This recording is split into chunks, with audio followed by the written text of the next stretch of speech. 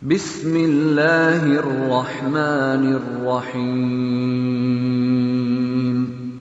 Berharap untuk akhirat, tujuannya adalah akhirat, harus dia memahami apa saja rintangan-rintangan yang harus ia lalui supaya mulus jalannya untuk menuju kebahagiaan dan keberuntungan akhirat. Ini yang harus kita hadapi, saudara.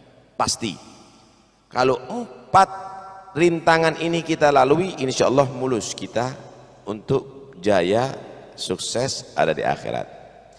Wa mahya, apa itu 4? 4 ini adalah pertama al-mal, harta. Yang kedua al-jah, kedudukan, jabatan kalau bahasa sekarang. Ketiga at-taglid, fanatik. Keempat al-maksiyah, maksiat. Kalau kita ingin sukses akhirat, 4 ini harus kita lalui. Pertama al-mal, harta.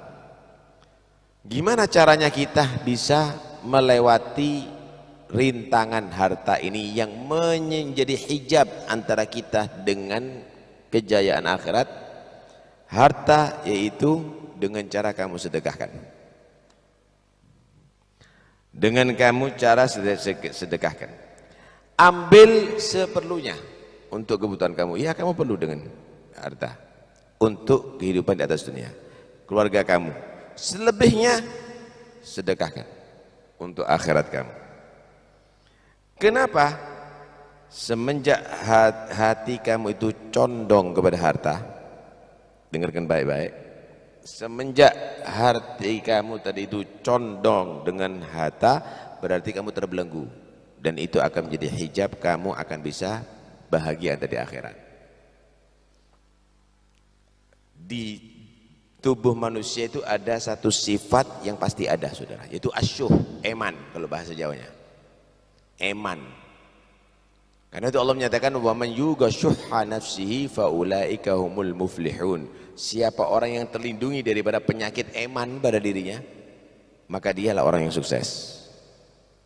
Mau sedekah berat eman, ini jangan dituruti nih. Lawan, maka kamu akan muflih, kamu akan beruntung. Kalau enggak, kamu akan menekik diri kamu sendiri. Nabi menggambarkan orang yang kikir itu, punya harta tapi kikir, seperti orang pakai baju besi. Semakin disereti, semakin dia tidak berdaya. Semakin tidak berdaya. Mau jalan berat, mau ini tidak, semakin seret, semakin kendor, semakin dia tadi itu lebih lega. Kalau perlu nanti copot daripada dirinya, maka dia akan lenggang jalannya. Begitulah asyuh, begitulah al-bukhul, kekikiran. Semakin kuat, semakin gak berdaya. Untuk dirinya dia bakhil. Mau beli sate mikir, ahsan puasa ini, tapi puasanya bukan tagarub ini. Nah, akhirnya makannya diirit-irit begitu. Untuk dirinya, untuk keluarganya bakhil. Lah kalau sudah demikian, dia mencekik dirinya sendiri.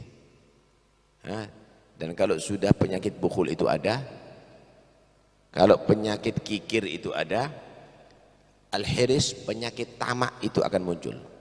Apa penyakit tamak? Egois. Yang penting anak untung, gak peduli yang lainnya rugi. Yang penting anak kenyang, gak peduli yang lainnya lapar. Terus demikian. Kedua, rintangan untuk yang harus kita lalui untuk supaya menuju kesuksesan akhirat. Al-jah, yaitu kedudukan, ketenaran, kehormatan. Gimana cara melaluinya? Kita harus paksakan diri kita menjadi orang yang tawadhu. Kita harus lebih senang tidak dikenal daripada menjadi orang terkenal. Kita tinggalkan popularitas. Dipajang fotonya di tengah-tengah jalan. Dengan penampilan seakan-akan dia khusyuk, padahal hatinya tidak pernah khusyuk. dengan penampilan seakan-akan dia seorang dai, padahal dia tadi itu adalah tidak bisa mengajak dirinya untuk khair. Dia harus menghindar daripada daerah-daerah untuk supaya dia dikenal, atau amalan-amalan yang bisa menjadi orang simpatik kepada dia. Kapan manusia itu ada hubbul ishtihar, ingin menjadi orang dikenal, maka dia menjadi orang sibuk dengan makhluk, bukan sibuk dengan Allah Subhanahu wa ta'ala. Hatta sholatnya mikir makhluk, bukan dia memikir kepada Tuhannya. Hijab yang ketiga yaitu ta'assub, golongan, madhab atau yang lainnya, sehingga yang tidak segolongan, seorganisasi, yang tidak sependapat adalah masuk neraka nantinya. Karena itu yang paling penting bagi kamu, jangan ta'assub, jangan fanatik, tapi perhatikan la ilaha illallah Muhammad Rasulullah yang kamu yakini, yang menjadi aslul iman. Sudahkah kamu mengerti dengan hakikat la ilaha illallah, tiada Tuhan kecuali Allah? Kenapa kamu menjadi hamba nafsu? Buktinya kamu lebih mengikuti hawa nafsu daripada kehendak Tuhan kamu. Kamu lebih mengikuti dunia daripada kepentingan dunia daripada kepentingan agama kamu. Muhammad Rasulullah, sunnahnya Nabi yang mana yang kita kerjakan? Hah?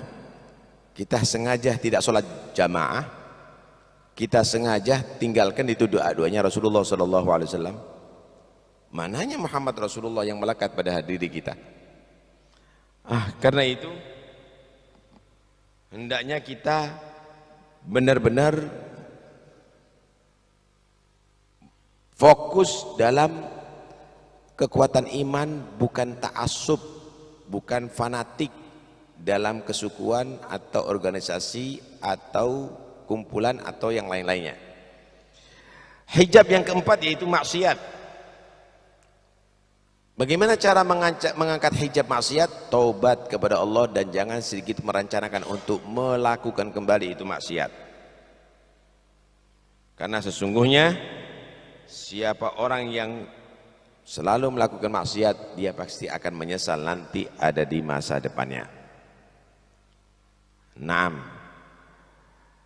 Disinilah kita harus paham, rintangan-rintangan itu selalu pasti, empat ini pada diri kita, dan kita harus betul-betul hadapi itu semuanya. Baru kita sukses dan kita mulus jalurnya untuk kepada akhirat.